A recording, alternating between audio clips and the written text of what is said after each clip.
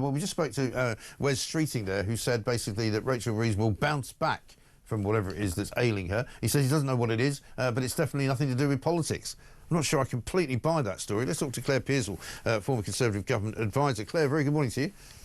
Morning. Oh, I mean, he's very accomplished, Wes Streeting, at talking, isn't he? He's quite good at it. He doesn't get himself caught up in all manner of things that he could have got himself caught up in. Are you buying this story that it's all personal, nothing to do with politics? No, not at all. And I think the problem that we have is the scenes that played out at PMQs with Rachel Reeves and tears falling down her cheeks. We were then told about 3 different stories. It was a personal issue. Yeah. She'd had an argument with the Speaker of the House of Commons, or she'd had an argument with a senior cabinet minister.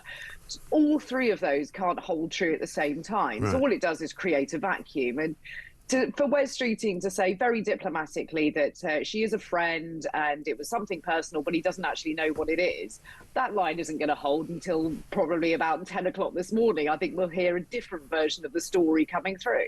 Well, exactly right. And if she is as upset as that, because, I mean, you know, as I said, you know, plenty of people get upset at work, and sometimes you have to take a couple of days off, or sometimes you have to go into the loo and have a little quiet cry to yourself. But, I mean, you don't do it in front of cameras getting beamed around the world to such an extent that the markets then get affected by your behaviour.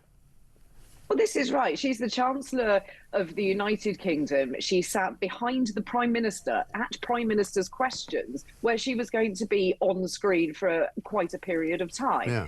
If you are feeling that upset, don't come into the chamber. Go into your office, go somewhere else and say, I'm terribly sorry, I'm not going to make it in today.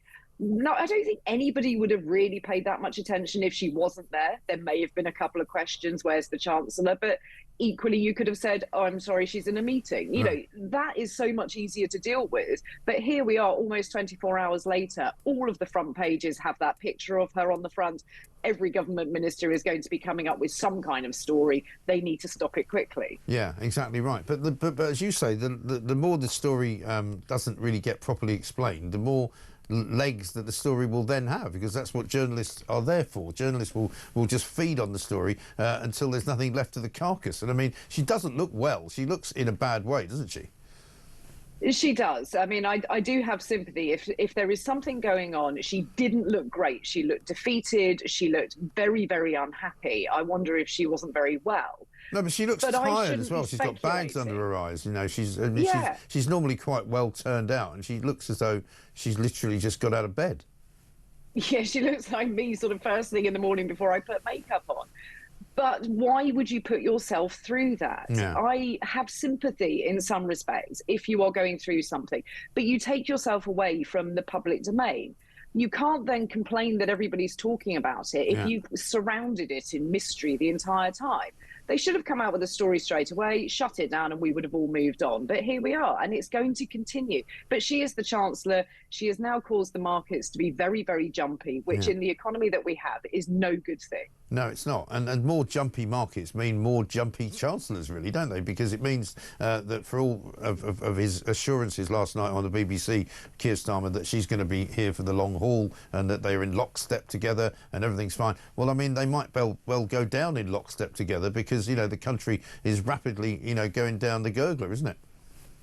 Well, that's right. And you always have to worry when a prime minister says that they have full confidence in one of their colleagues, because inevitably that person is on their way out the door with us not so much as a goodbye. So I think that times are not great in number 10. I think that there is a reshuffle coming, and we are all going to speculate over the summer as to who's going to be on that list.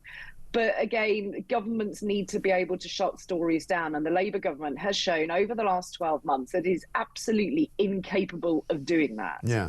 Well, I said that this morning as I came in and spoke to Christian, my producer, and I said, you know, the last thing I thought I'd be coming in to talk about on a Thursday morning was the Chancellor of the Exchequer bursting into tears and sobbing, sitting behind Keir Starmer. It's the most bizarre thing you've ever seen.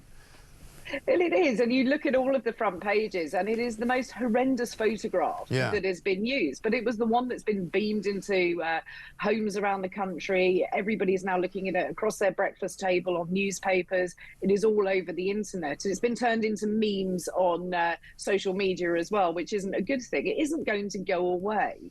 And it's all very well for Wes Streeting to offer up some nice words and try and placate the story, but you kind of feel sorry for him. He's got a big health announcement. He's now been taken up with dealing with Rachel Reeves. And where's Keir Starmer? Have we not heard from the Prime Minister properly? I don't think we have. He seems to have gone into hiding. It's almost as if he doesn't care. Right. Well, he's just been on Chris Evans' show literally just 5 minutes ago, so we're going to find out what he said on there. But I don't know yet what he did say, but we'll check it out. Claire, good to see you. Thank you very much indeed.